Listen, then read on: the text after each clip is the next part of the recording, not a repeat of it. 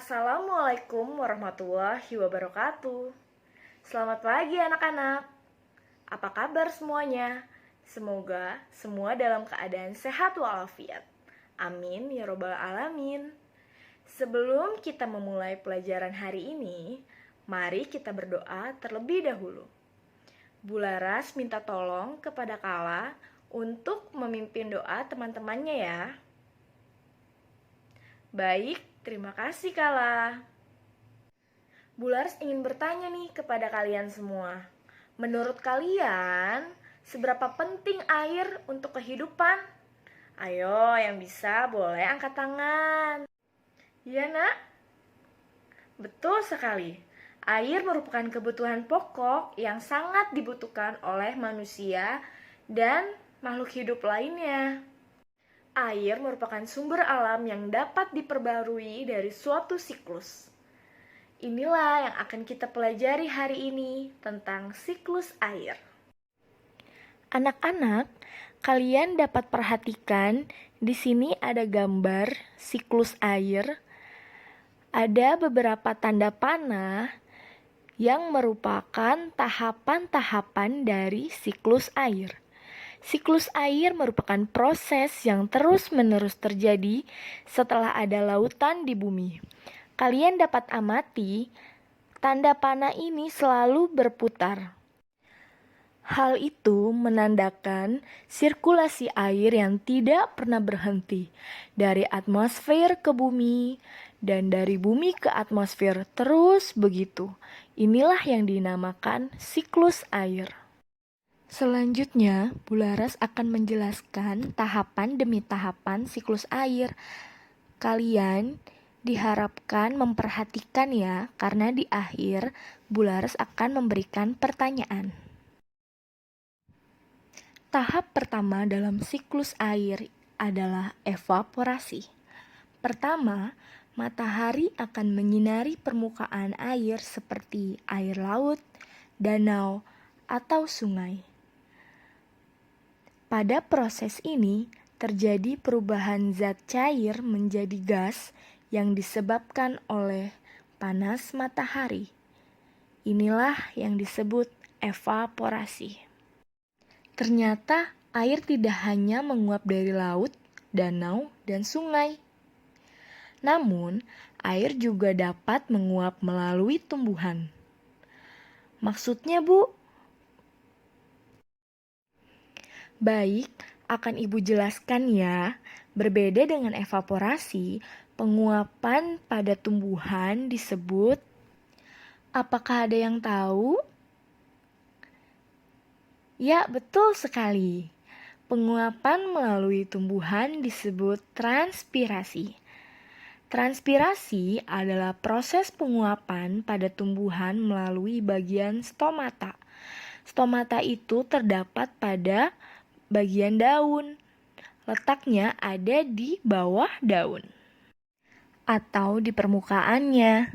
Pada proses ini, tumbuhan mengeluarkan uap air dan karbon dioksida pada siang hari yang panas. Transpirasi berlangsung melalui pori-pori daun yang berhubungan dengan udara luar.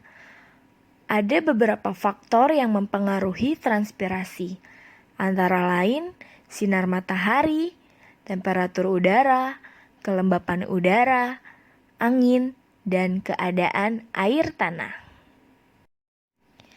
Tahapan selanjutnya adalah kondensasi.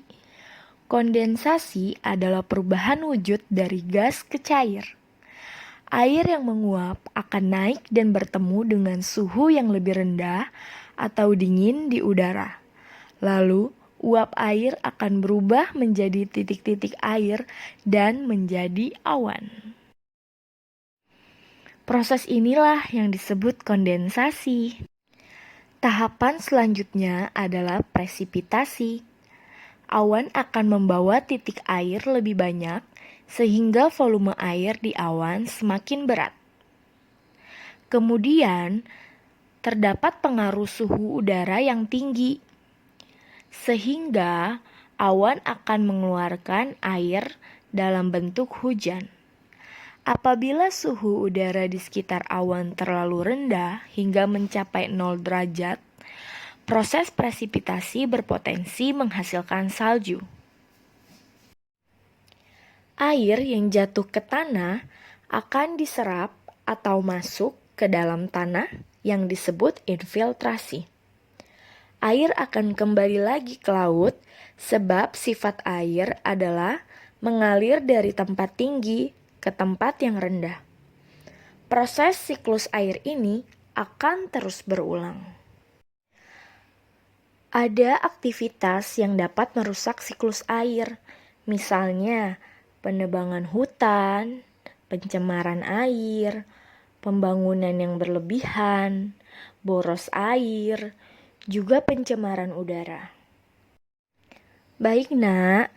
Kalian sudah mengetahui beberapa aktivitas yang dapat merusak siklus air.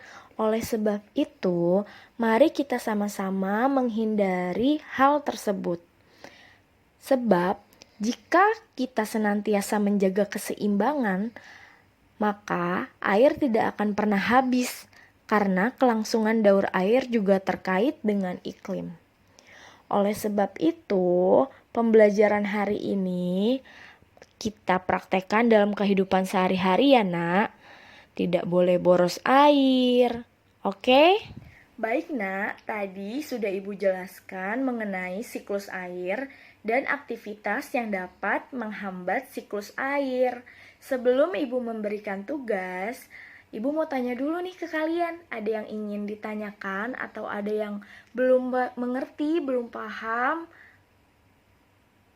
Oh, tidak ada. Alhamdulillah semua berarti sudah paham.